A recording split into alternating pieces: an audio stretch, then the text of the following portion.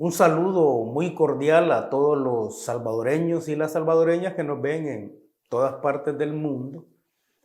Estados Unidos, México, Canadá, Suecia, Italia, Australia, en toda la parte sur, sobre todo de Centroamérica. Hemos tenido comunicación ahí o han mandado mensajes a TVX de que están captando la señal, que están captando el programa.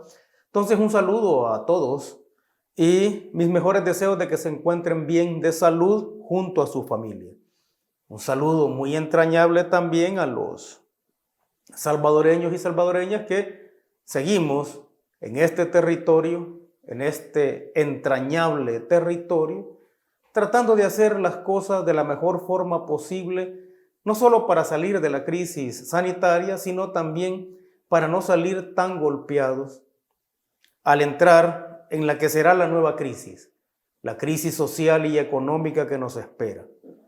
Una crisis social y económica que seguramente se va a juntar con una crisis de carácter político. Quizás sería bueno en este momento, voy a recomendar una lectura de José Saramago. Creo que es conveniente en estos momentos, para quienes tengan la posibilidad de hacerlo, volver a leer o leer por primera vez el libro de Saramago, que se llama Ensayo sobre la ceguera. En ese ensayo sobre la ceguera, escrito por Saramago allá por 1995, podríamos decir incluso que hay una profecía sobre la pandemia del COVID-19. En el ensayo sobre la ceguera, Saramago nos habla de una afección generalizada que se da en la población y que los deja ciegos, y de ahí se vienen una serie de situaciones en las cuales la cuarentena que se utiliza o que utiliza el escritor portugués se parece mucho a la cuarentena actual. Y esto por varias razones. Una, por determinar en ella cuáles son los sectores más vulnerables y sobre todo cuál fue el tipo de confusión política y social que se da en ese momento del escrito de Saramago. Entonces, para quienes tengan oportunidad, yo les recomiendo que lean o vuelvan a leer Ensayos sobre la ceguera. En El Salvador seguimos enfrentando la crisis. En El Salvador seguimos en medio de una hojarasca de carácter sanitario que se ve convertida en un huracán mucho más feroz a partir de todo el proceso político que está alrededor de ella. Acá lo que tenemos es una serie de situaciones que el sentido común nos dice que deberíamos de abordar de una manera, y sin embargo la intromisión política y también jurídica hace que sea menos probable o sea menos exitoso enfrentar esta situación de emergencia. Entonces, la hipocresía ha tomado la palabra en El Salvador. La hipocresía ha tomado la palabra para refundar lo que ya estaba fundado en las actuales condiciones. Y eso es la desigualdad social.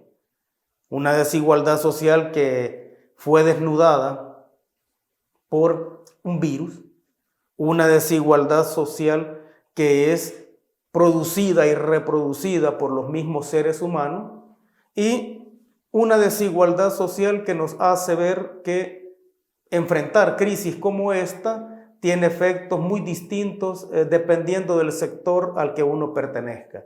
Y cuando decimos dependiendo del sector al que uno pertenezca, lo que estamos hablando es dependiendo de los ingresos económicos o de la riqueza que uno tenga.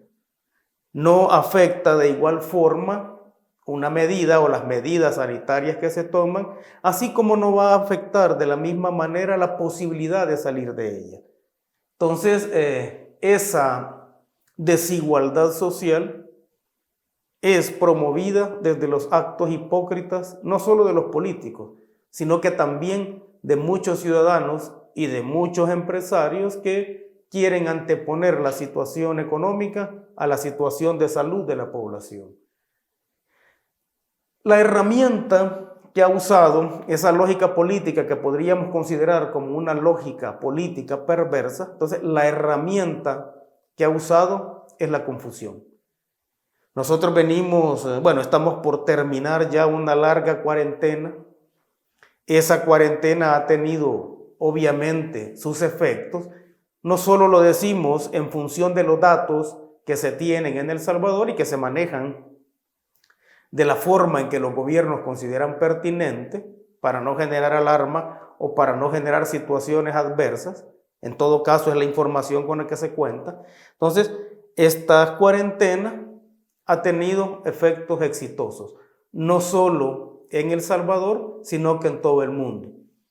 En algunos casos o en algunos países, pues el éxito ha sido mayor o menor. Eso depende no solo de la medida en sí misma, sino que también depende de la responsabilidad ciudadana. La cuarentena ha demostrado ser la única vacuna posible para poder concretar lo que bien podríamos llamar un puente de inmunidad. ¿Y por qué puente de inmunidad? Porque definitivamente una pandemia de este tipo únicamente puede considerarse como resuelta cuando se tenga una vacuna. Mientras tanto, lo que se está estableciendo o lo que están estableciendo los distintos gobiernos son puentes de inmunidad, es decir, periodos de transición que permitan que la población pueda vivir y convivir con un virus mientras se encuentra una vacuna que remedie la situación de forma definitiva. Entonces, lo que se ha generado o lo que ha hecho que la medida de la cuarentena sea más o menos exitosa, en el caso particular de El Salvador, es la confusión política. Y esa confusión ha sido promovida principalmente por la Asamblea Legislativa y ha tenido como principal aliado, y lo vamos a decir de esa forma, a la Sala de lo Constitucional.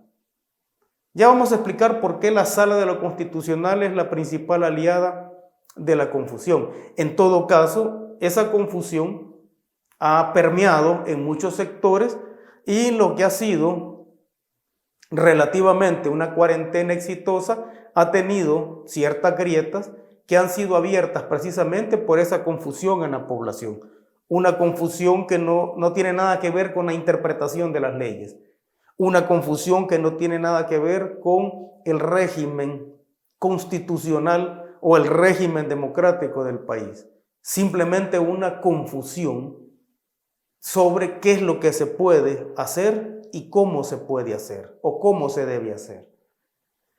Es ridículo creer que las leyes van a ser las que enfrenten y derroten a un virus. Es simplemente ridículo creer que un virus se va a someter a una normativa jurídica. La normativa jurídica es la letra que está escrita sobre lo que se ha dado y que se espera que se mantenga en condiciones normales. Sin embargo, cuando entramos en una situación inédita como esta, vemos que si no sabemos o si no tenemos las mentes brillantes adecuadas en la interpretación jurídica, lo que vamos a encontrar es que las leyes se convierten en un generador de confusión social y se convierten también en un obstáculo para poder enfrentar de la forma más exitosa una pandemia de este tipo. ¿Qué es lo que tenemos entonces? Tenemos una confusión social promovida por los partidos políticos, una confusión social que al tratar de ser enfrentada por el gobierno frente a los partidos políticos o frente a la Asamblea Legislativa también empieza a formar parte de dicha confusión social y vemos, como digo, al gran aliado o al máximo aliado de esa confusión que es la Sala de lo Constitucional.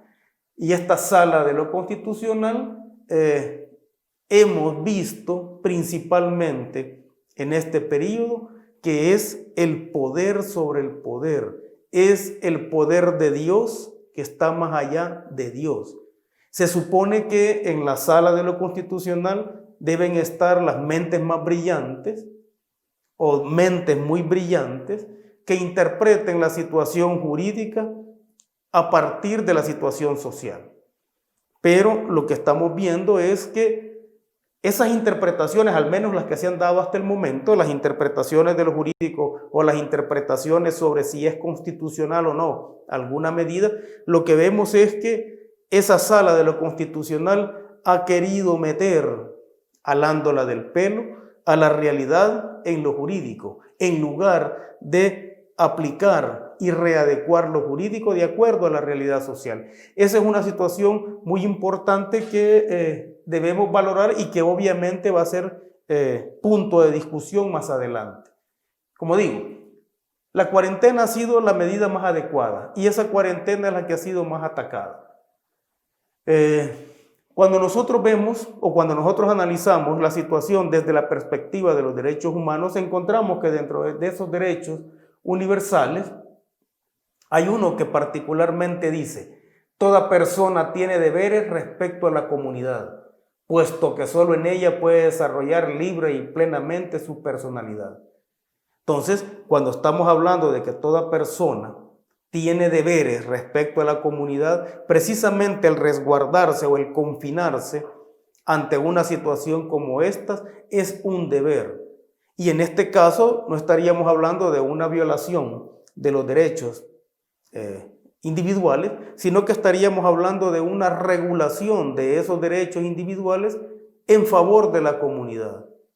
Se habla de que, o los que defienden la lógica mercantilista e individualista del actual sistema, hablan de que la cuarentena viola sus derechos, que la cuarentena viola el derecho a la libertad de tránsito.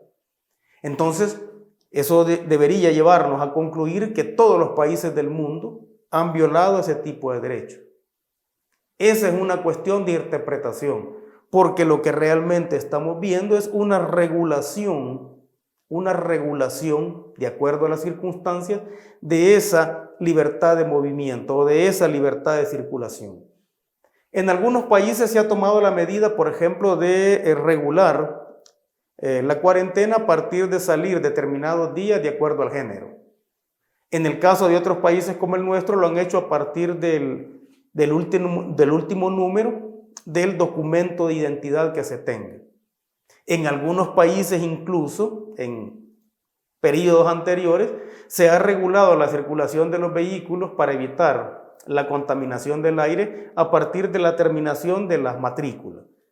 Eso, en lugar de considerarse como una violación, en el caso particular de una pandemia como esta, es más bien una regulación de la salida para evitar que la comunidad sucumba ante un virus. Eso es lo que hemos estado viendo. Sin embargo, se ha generado una confusión respecto de poner como principal argumento de inconstitucionalidad de la cuarentena el hecho de que se está violando ese tipo de derechos.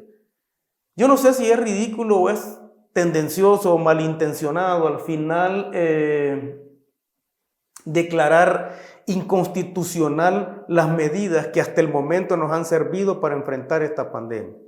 Lo que me parece, o no sé si me parece ridículo o malintencionado, la última postura de la Sala de lo Constitucional, en la cual habla de que todas las medidas tomadas con anterioridad, tanto por la Asamblea Legislativa como por el gobierno, son inconstitucionales, pero va a darle validez inconstitucional a esas medidas o le va a dar validez hasta dentro de 4 días.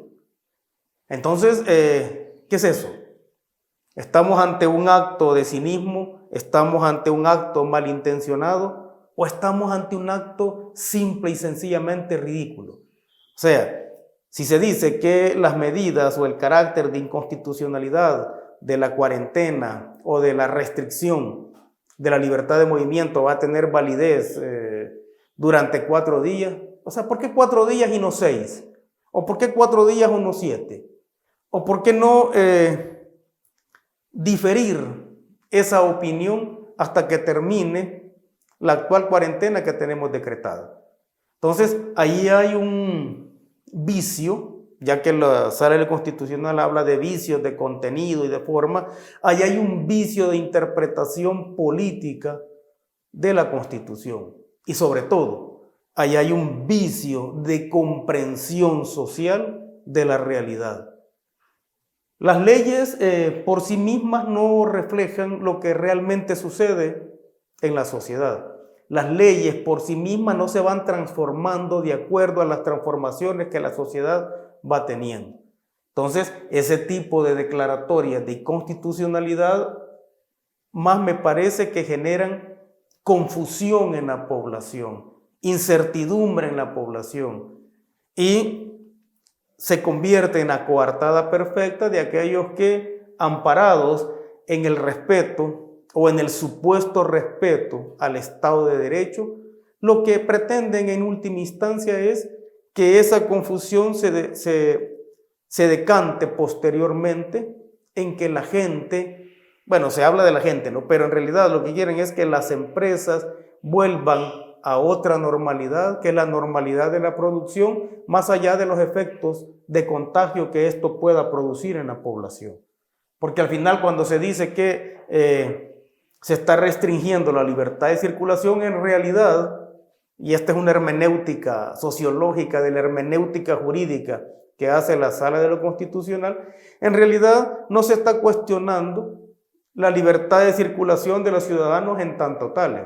Se está cuestionando la libertad de circulación de los trabajadores para que vayan, sobre todo, a las grandes empresas a desempeñar su labor y a continuar con el proceso productivo.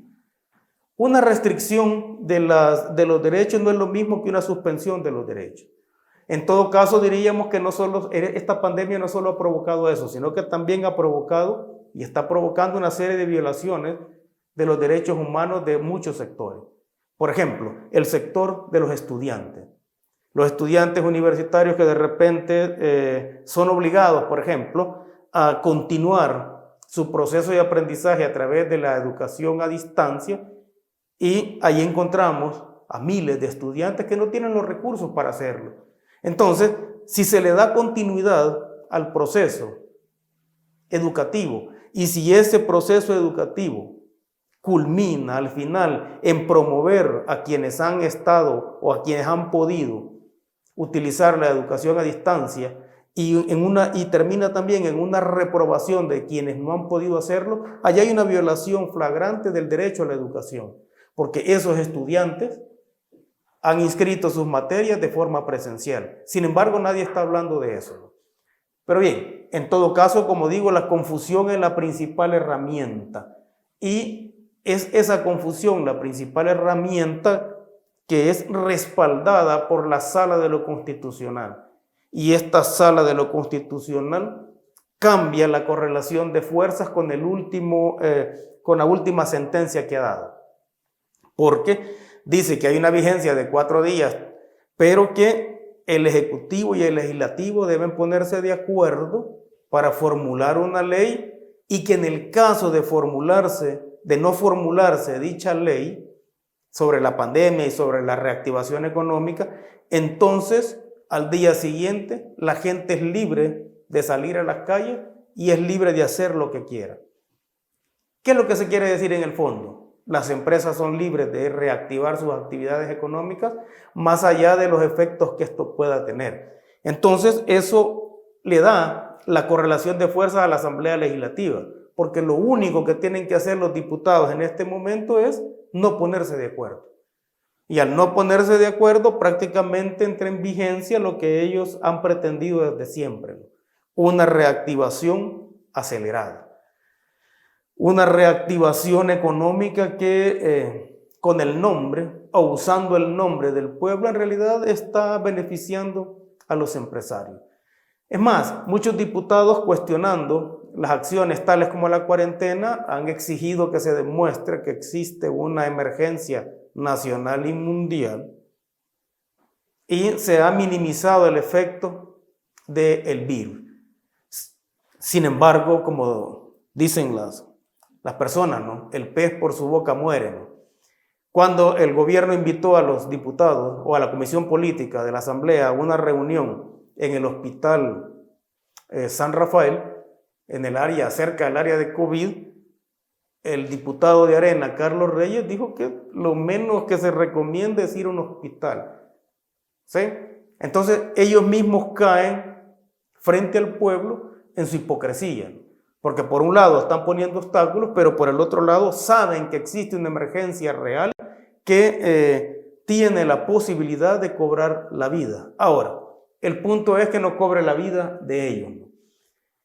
Lo que estamos viendo en este momento entonces es que se nos habla de respetar una institucionalidad y respetando nuestro propio derecho a la vida.